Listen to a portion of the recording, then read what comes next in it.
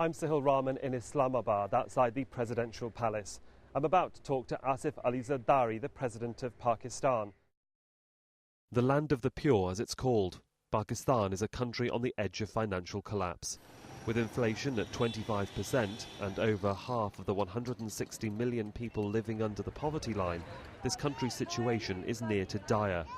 As nations in Europe begin to accept International Monetary Fund loans, Pakistan is still pondering whether it wants to accept the bailout.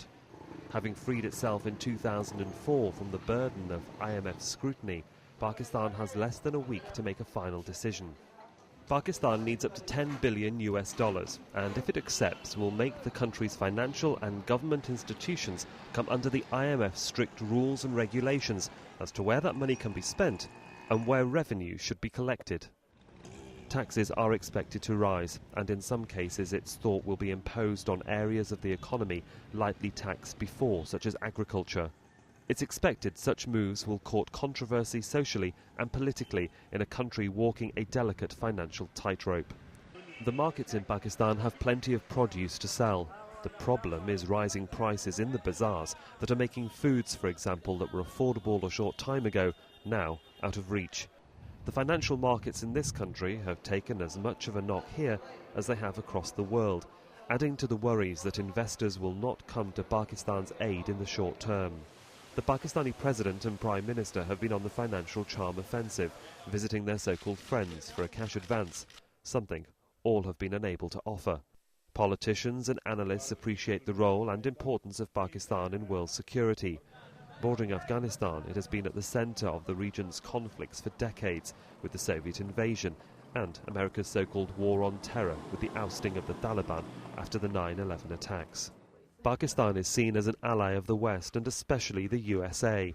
However, the offensive by US and NATO forces against armed fighters and alleged Taliban operatives in Pakistan continues to strain relations between Islamabad and its international partners.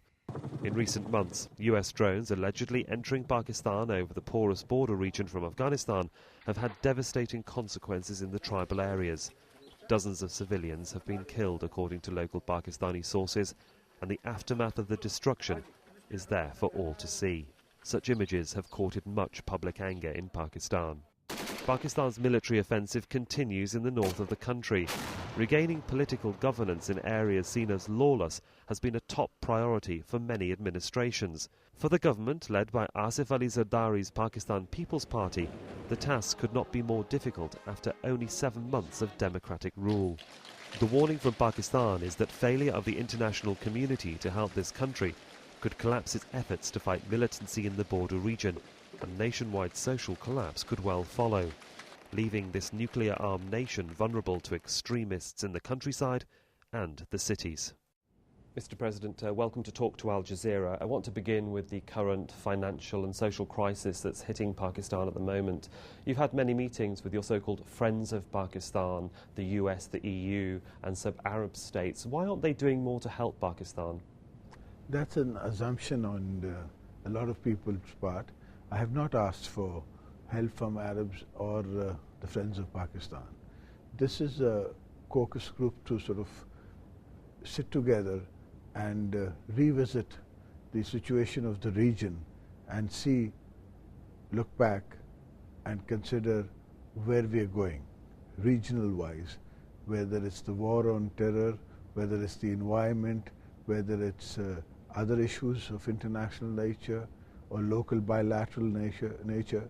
The idea is to get people to come together as a regional situation rather than just an international situation. Inflation is at 25%, is at a 30-year high. You recently went to China. What sort of help can they give you?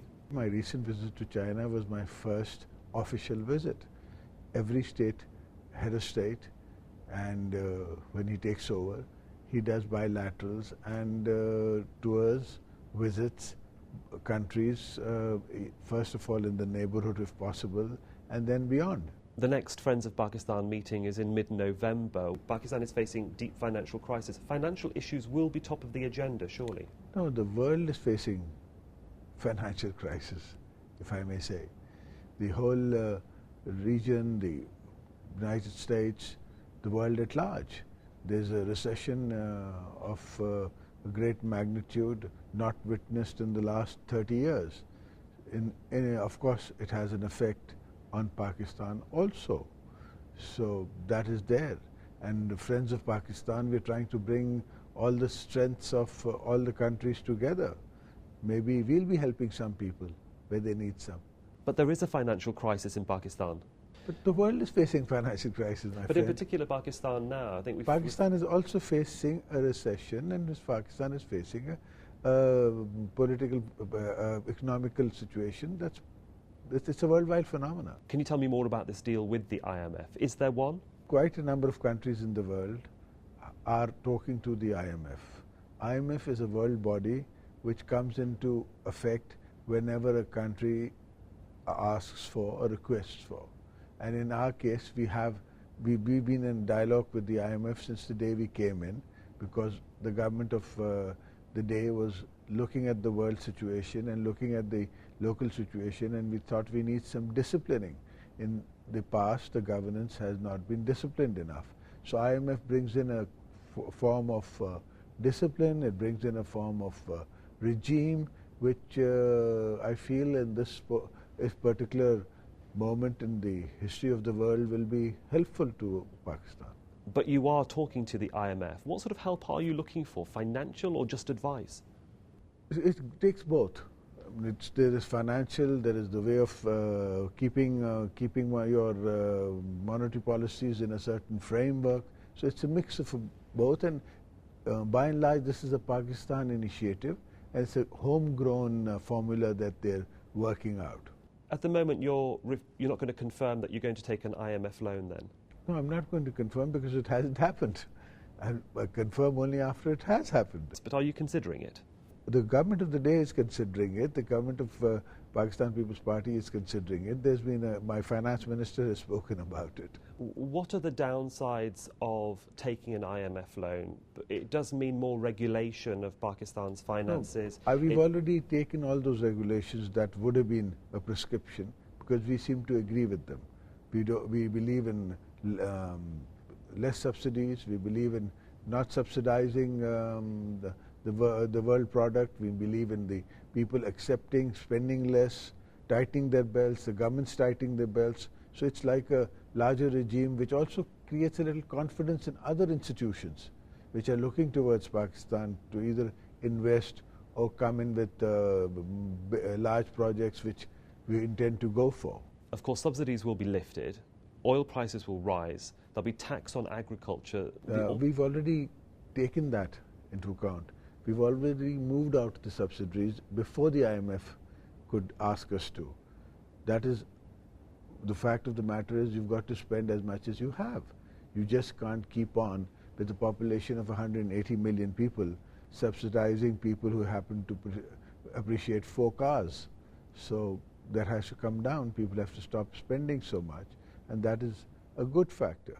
50% of the population of this country lives below the poverty line. They don't have 4 cars. They're more concerned about the price of tomatoes and the price of chapati flour. Well, in the situation where the world has become, a global village, what the price of tomato is in Pakistan is probably the price of tomato in Iran, and probably the price of tomato in India. It depends on that season. There's been times when you have to throw away tomatoes because it's overgrown. So that's a market phenomena of demand and supply.